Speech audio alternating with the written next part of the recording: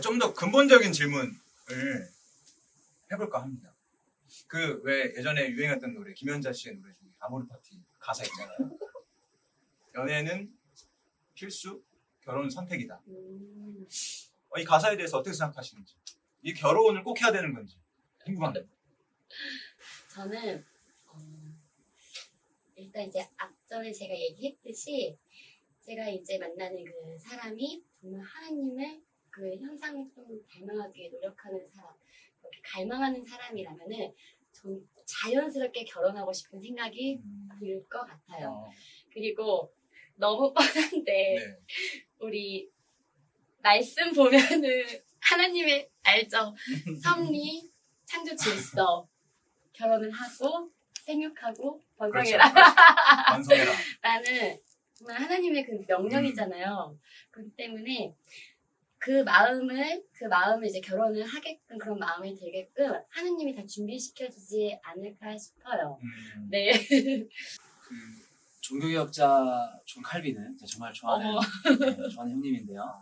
칼빈은 결혼을 하나님의 질서라고 표현을 해놨습니다. 그러니까 그런 거죠. 이제 남자와 여자가 서로 다른 이성으로 창조되고 이제 만나서 사랑이라는 감정 아래에 한 가정을 이루는 것은 하나님의 창조 세계의 정말 당연한 질서다 이렇게 표현을 한 거죠.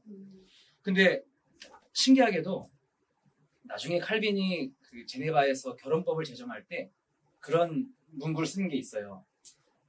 부모가 결혼이 좋다고 해서 자식에게는 강요를 하지 말게끔 했어요. 그러니까 무슨 말이냐면 결혼을 하면 너무 좋은데 결혼을 안 하겠다는 자녀가 있으면 강요하지 말라고 법을 쓴 거예요. 그러니까 그 얘기가 어디서 나왔나 곰곰이 생각을 해보니까 바울이 고린도 교회에 보낸 편지에서 이제 그런 내용이 있어요.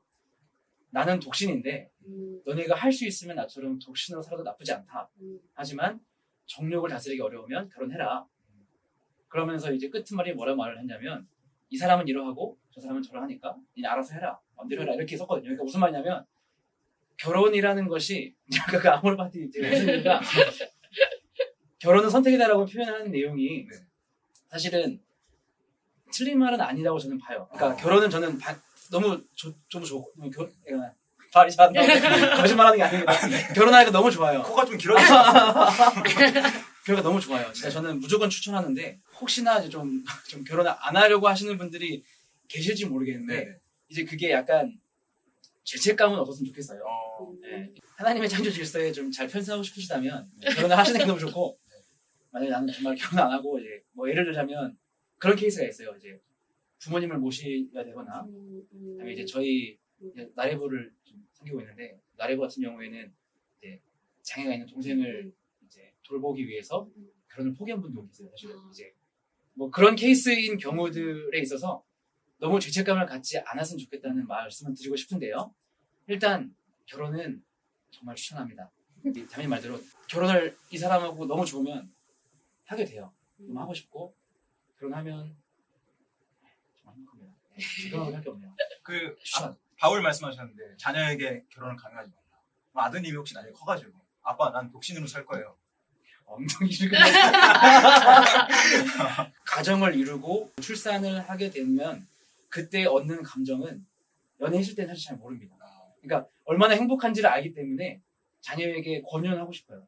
만약에 우리 아들이 그럼에도 결혼과 출산을 좀 그만하고 싶은데요. 지가 안 한다고 어쩔 수 없죠. 최대한 이렇게. 요즘에 흔히 말하는 어떤 세상 속 젊은 층들은 동거를 꽤 많이 하는 것 같아요. 근데 이제 이것들을 우리가 어떻게 바라봐야 될까에 대해서 한번 얘기를 해볼까 하는데 저는 개인적으로 동거라는 자체를 극도로 반대합니다.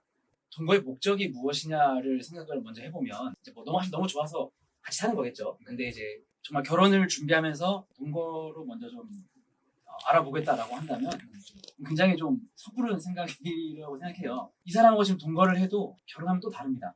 연애를 저도 뭐 짧게 하면 아니지만 길게 하고 결혼을 했어도 새롭게 사는 기분이에요. 정말 이 사람 이런 사람이었나 싶기도 하고. 그러니까 좋은 쪽으로요. 이제 아내 입장에서도 뭐야 결혼했더니 완전 좀 이런 분이었네 이런 경우도 있는데 동거를 한다고 해서 그거를 미리 안다고 좋을 것도 없고 사실은 동거랑 결혼은 정말 다른 것 같아요. 어떻게 보면 동거는 그때의 잠깐의 그 뜨거움으로 우리가 한번 같이 살아보자. 그래서 결혼 준비하자라고 하는 건데 진짜 정말 필요한 경우가 아니고서는 동거는 결과가 어떻든 간에 마이너스가 훨씬 많습니다. 얻는 게 없는 것 같아요. 오히려 서로 더 싸워서 불신만 키웠으면 좋겠었지. 글쎄요. 저는 만약에 그 사람이 어떤 사람인지를 알고 싶다면 부모님이나 형제들의 얘기를 듣는 게 더 유익하지 않을까. 동거의 어떤 목적이 내가 이 사람이랑 결혼을 했을 때 어떤 모습이 보일까라는 걸 좀 알고 싶은 마음에 동거를 네. 선택하는 것도 있는데 거짓말인 삶으로 살아갈 수 있을 것 같아요. 아직 결혼을 하지 않았기 때문에 어쨌든 결혼을 하려면은 좀 비밀이 없어야 되잖아요. 그렇죠. 근데 이제 뭐 비밀을 만들면서까지 내가 이 사람한테 호감을 보이려고 하는 그 목적으로 인해서 정말 그 솔직한 모습도 보여주지 않을 것 같아요. 되려. 네네네, 되려. 그리고 결혼 상대를 찾을 수 있는 이유는 정말 많아요. 이 사람이 정말 폭력성이 있는지, 정말 자기 부모에게 하는 모습이라든지, 쉽게 말하면 식당에 갔는데 식당 종업원에게 하는 모습이라든지, 습관이라든지, 이 모든 것들을 다 찾아내면서 볼 수 있을 거라 생각이 들거든요. 저는 그렇게 그래서 반대라고 생각합니다.